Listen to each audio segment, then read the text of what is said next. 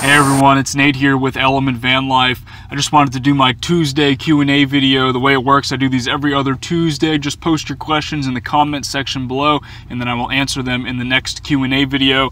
Today is February 7th. The next one will be on February 21st. Let's get started. We got a lot of great questions to go over this week. The first one comes from Steve Chu. They say, "Hey Nate, I've been following you since November of last year. You've said in many videos that you were a member of Planet Fitness to keep yourself clean. My question is, do you have any weight circuit routines before jumping into the shower room and then heading back out?" Yes, sometimes I work out beforehand, sometimes I don't. It really just kind of depends.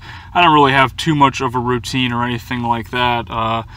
You know, more times than not, I say I'm kind of just pressed for time and I just go in there and take a shower and leave. But occasionally I'll get a workout in. I'll do some stuff with some free weights and then some, you know, like pull-ups and stuff like that. But I have a little routine, nothing too crazy.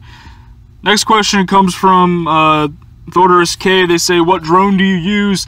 It's a DJI Phantom 3 Standard 2.7K camera.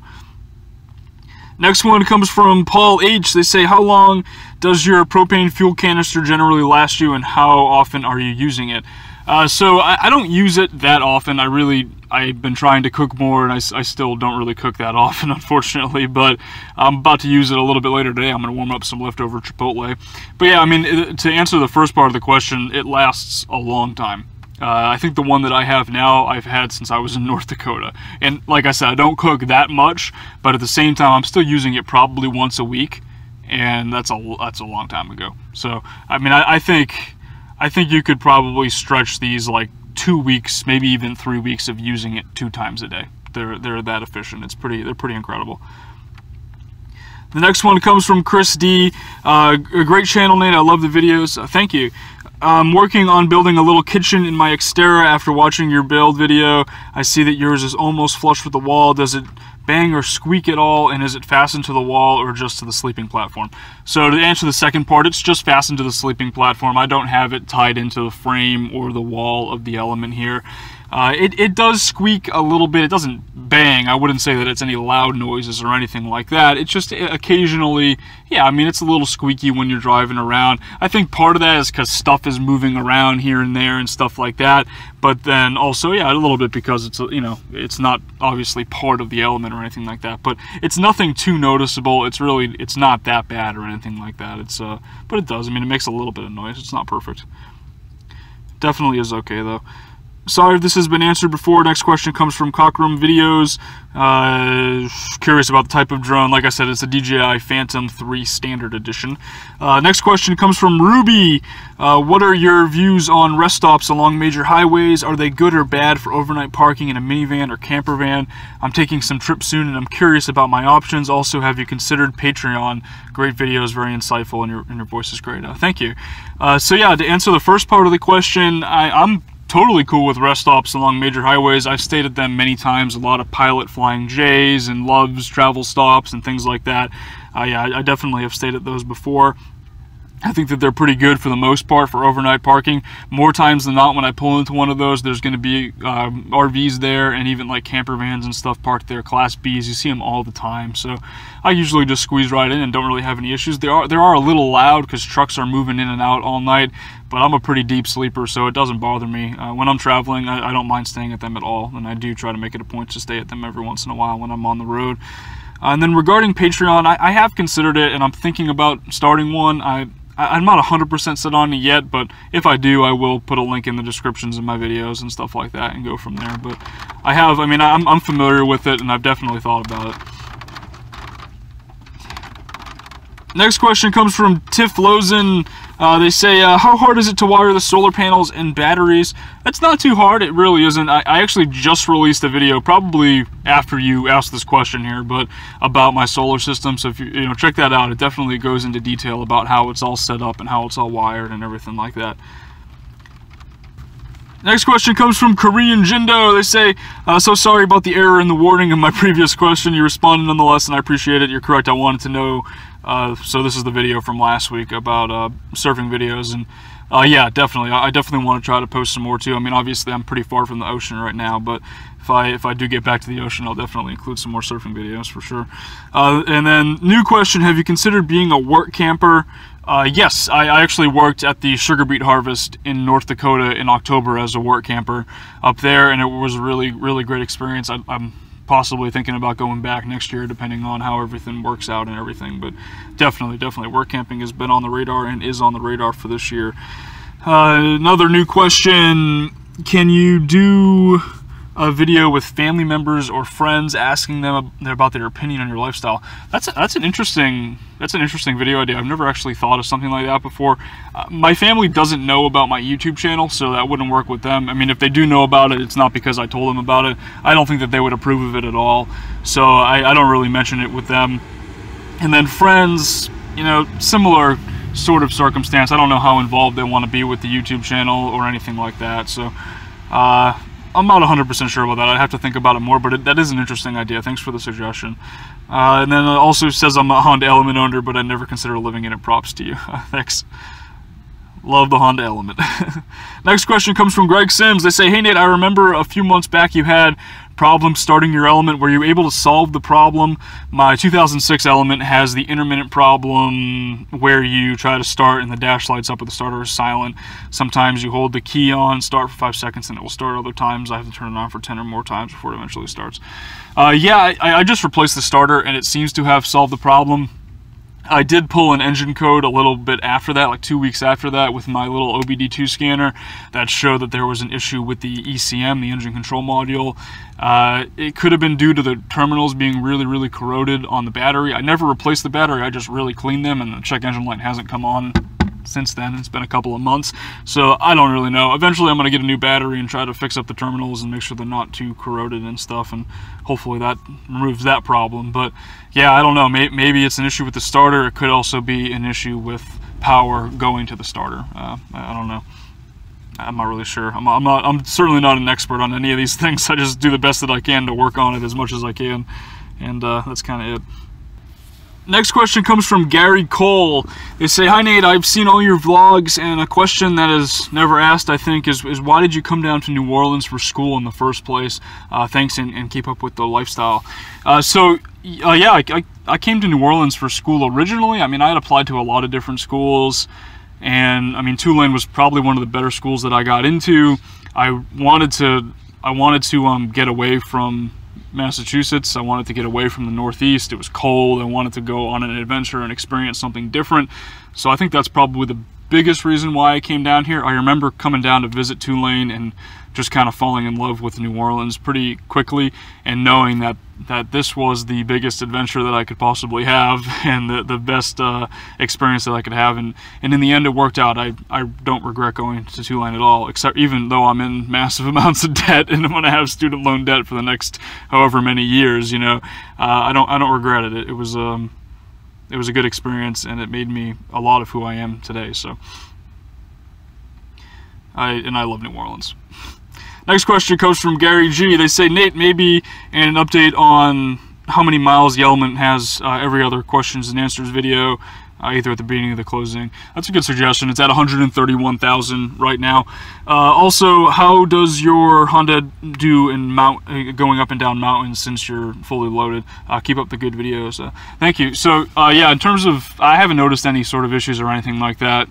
You know, in mountainous landscapes, it does okay. It's not fast or anything like that. You know, it goes nice and slow up those mountains and down the mountains and stuff. But I never really had any problems with it. I just take it easy, go slow, and it's fine. I mean, I don't know. I think I've mentioned this before, but I don't know how much weight all of this actually adds to the interior. I mean, yes, it is fully loaded, but I mean, the Element is also designed to have the original seats in here, which are pretty heavy, and then also to have passengers, which I very, very rarely have. So I figure that it all kind of evens out for the most part. It's not that much heavier than it normally would be if it was just with four people in it. Next question comes from FVFGX. They say, hey Nate, I'm going to order your solar and fridge setup. Do you think an MPPT charge controller would be better? So now I'm trying to find an Element that's not 11 so much. Yeah, so I don't know a whole lot about the difference between MPPT and PWM. I know PWMs are usually a little bit cheaper, and they have like they're more limited in terms of the amount of amperage that you can take in. That being said, I mean, I don't know how much you know, solar you're going to get on top of the roof of a Honda Element. I can't imagine you're going to get more than 300 watts at the most, maybe 400 watts if you, like, you know, had the whole roof covered in solar panels. But yeah, I mean, so I don't know if in terms of how much, you know, how much power it can actually handle really matters that much. But in terms of cost, like I said, it's a little bit cheaper. The PWM is usually cheaper. So I don't know. I mean, I don't know if you necessarily need an MPPT, but if, you know, I guess if you can afford it and you want to go with a more upgraded version of PWM, then it definitely makes sense to do that.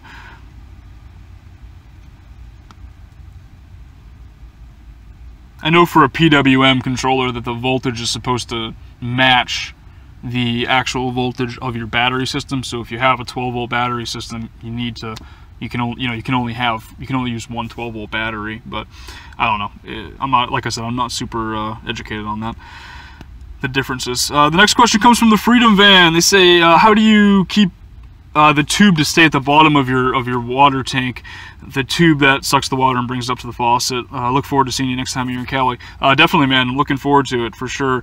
We'll have to meet up again next time I'm out there. But yeah, to answer your question, I just have like a vinyl tube that I got from Home Depot, and I ran it through. And what I did is for the I use like the Ozarka little, like, I think they're less than a gallon of water. You get them at like grocery stores, or like Poland Springs has them too. It's that standard size with the screw-on cap, and I cut a hole in the actual cap itself so that I can run it through the actual tube through the middle of the hole there, and it just kind of stays in place. It doesn't really move or anything like that, and it goes almost to the bottom. When I finish up and I need to switch out the tanks, there always is a little bit of water at the bottom of it, but it's not really too crazy. I just take it and I'll just use that little bit of water for the day that I need water, you know, and then just throw out the bottle or whatever.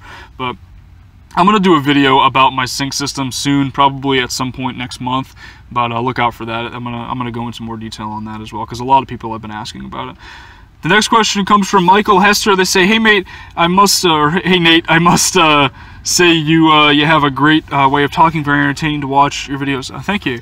Question: Do you hang out with friends when not working, since you constantly travel, or do you just do long distance communication?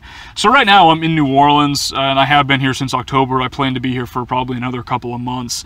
So I have a lot of friends here from school and stuff like that I've known for years and years. So I spend a lot of time hanging out with them, definitely. But when I'm on the road, if I ever get lonely or anything like that, I will pick up the phone and make phone calls to people to try to catch up with everybody and stuff like that. So a little bit of both, to answer your question. Next question comes from Deirdre Ortiz. They say, "Hi Nate, are you able to use a small toaster oven in the Element?" Definitely not. Toasters, toaster ovens, space heaters, they use tons and tons of power. So even if I like upgraded my solar system to have like an incredible battery bank and everything, I don't even know if I'd be able to use it, just because of the space in here. You know, I can only fit so many batteries in here, you know, or it's so large of a battery. So yeah, definitely not. They use a lot of power. Next question comes from Joe Glow. Would you ever consider taking van living outside the United States? Definitely. I'm thinking I have Canada on the radar, actually, for this summer, possibly, maybe. I'm not 100% sure yet. And then also, I'd love to go into Mexico and into Central America as well at some point, but not sure how long that's going to take, and if I'll take the Element there or if it'll be something else entirely, but who knows. Definitely something I've thought about, though. Next question comes from Red Mist 89. They say, "Hey Nate, I've been enjoying watching your videos and your journey." Thank you. I saw on this video where you plan on traveling up north. Do you plan on using the Element for that journey, or at some point do you plan on getting a larger vehicle for the colder climate?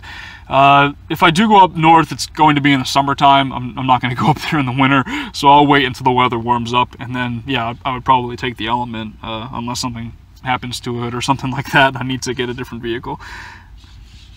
Also, do you plan on customizing your Element any further? Yeah, I mean, as things go along, I'm definitely going to make changes here and there. Right now, I'm pretty happy with how it's set up. I added that shelf for the fridge, so I picked up some storage space under there. I am thinking about upgrading the solar system at some point. Probably not yet, but at some point in the future. So definitely, yeah, there's going to be changes in the future, I'm sure. Next question comes from Ben Dover. They say, "Hey man, would you ever want to do a meetup with Campervan Kevin. Yeah, I've watched a lot of Campervan Kevin's videos and stuff. I mean, if we were in the same area, I definitely could do a meetup. That'd be cool. So the next question comes from Davik139. They say, "Hi Nate, question for you. It states on a Teardrop Camper forum that I was reading to always leave a window cracked when open for safety. It states that you might run out of oxygen during the night due to its small enclosed interior space.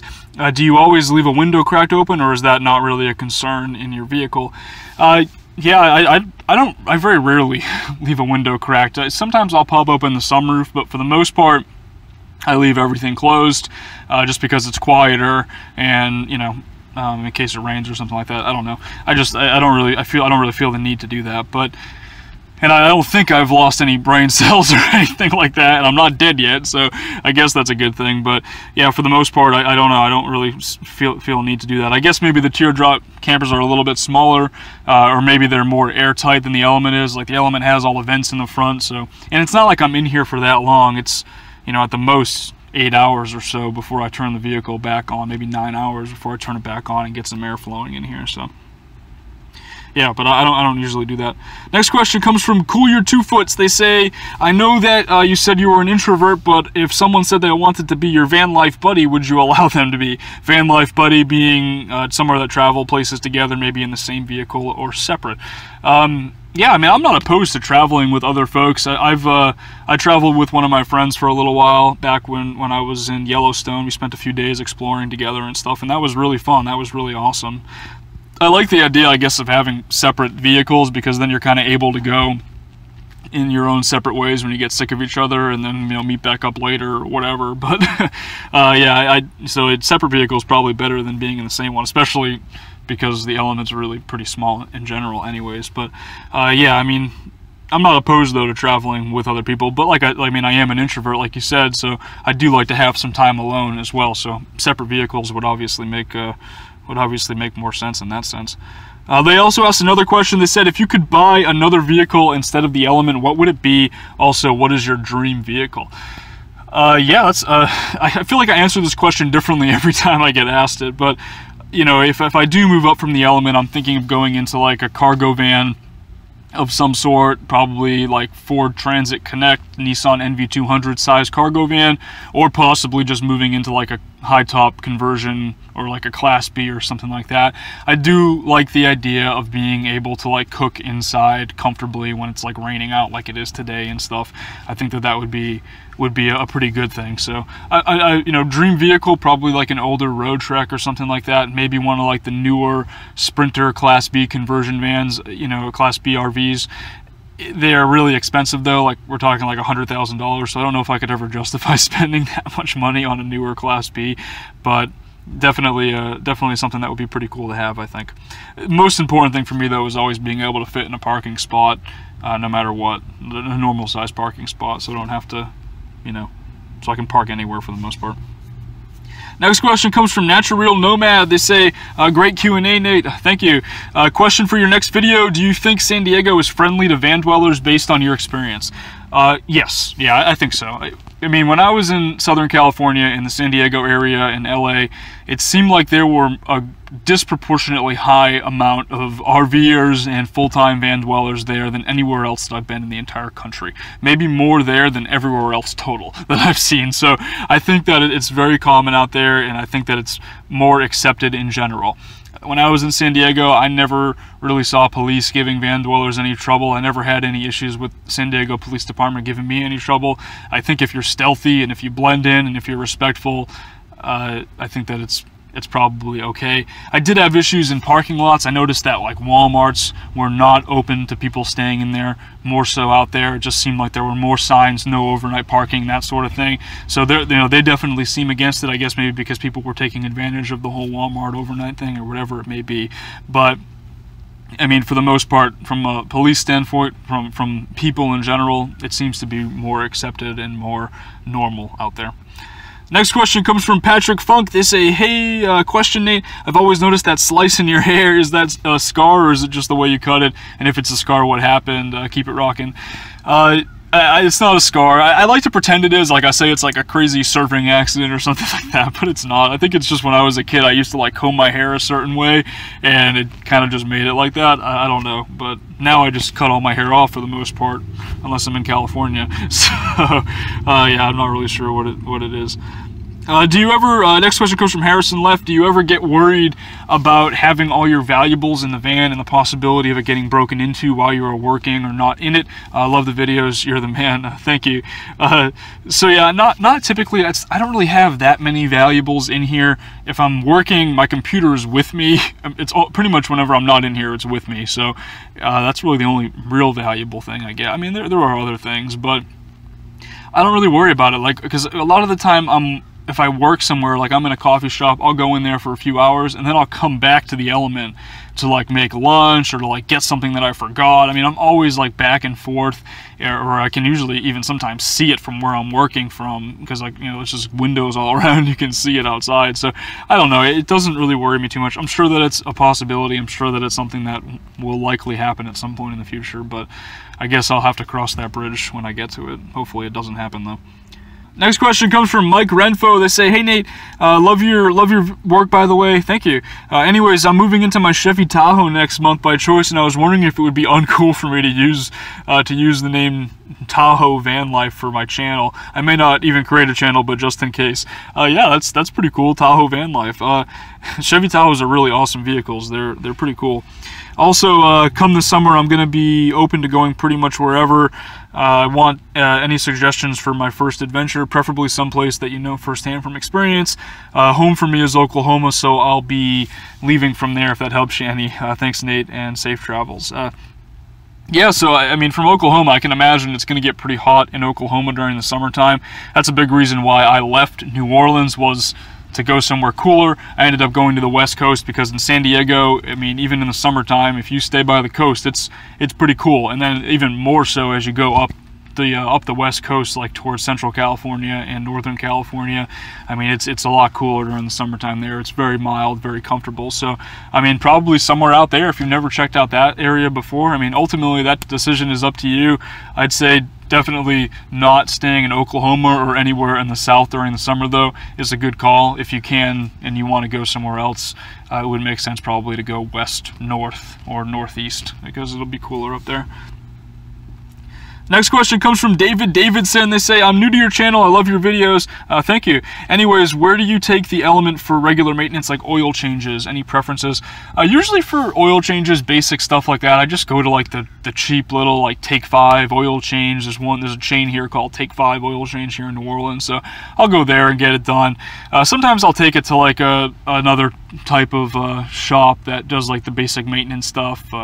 There was one in San Diego that I went to, and I would, you know, get my tires. I got my tires rotated there once and did an oil change, and it was really cheap. I mean, I know that I should probably just be changing the oil myself, but I don't really have everything to be able to do that, and I also hate the idea of having to deal with like disposing of the oil and stuff. And to save like $5, like I usually get a pretty good deal. I usually do it for like 20 or 30 bucks. So I don't know. I don't think I would even be saving that much anyways. And then I'd have to carry around extra oil and stuff. And then what if it spills? You know, I don't know. There's all kind of issues like that. But yeah, usually just those little cheap kind of places like that, and I'll get the oil changed. Next question comes from Stephen Healy. They say, I really admire what you're doing. I'm 55 years old, wish that I could have done the same thing when I was young, which leads me to a question. Do you think that it would have been as easy 35 years ago before technology, like laptops, Wi-Fi, cell phones, Amazon.com, or do you think that it wouldn't be? Thank you for you know, you said that I really loved watching your videos, and they're very interesting. But yeah, that's a really interesting question. No one's really ever asked that. I think that it would be more difficult. I think the whole concept of like digital nomads and being able to work remotely while traveling is very new, and it's obviously spawned entirely with the internet. So I feel like, you know, before the internet was invented, you didn't really have that opportunity. Now, you could do a lot of what I'm doing in terms of like traveling and going to like certain jobs and working a job in a certain area for a few months and then going somewhere else and just kind of doing seasonal jobs. I mean, people did that back then, and I'm sure that, you know, and I'm still doing it now. So that part of it is definitely doable. But the extra income that I make online, and that a lot of people are able to make online and be able to travel internationally full-time, things like that, obviously that that probably was not possible back then. Definitely was not possible back then.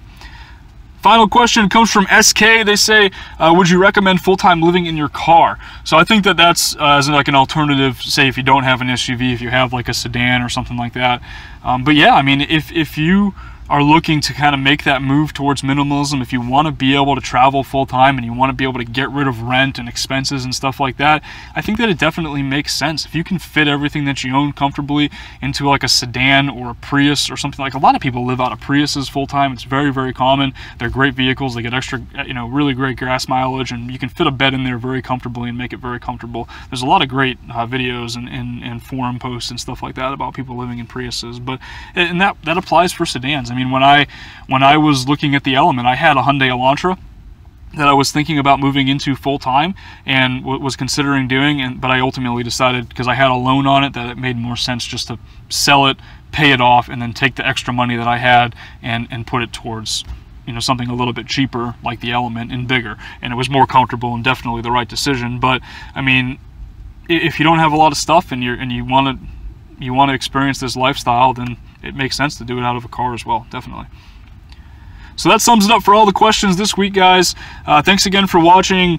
Please like and subscribe if you haven't already. The next one, like I said, will be on February 21st. I'll talk to y'all in the next video.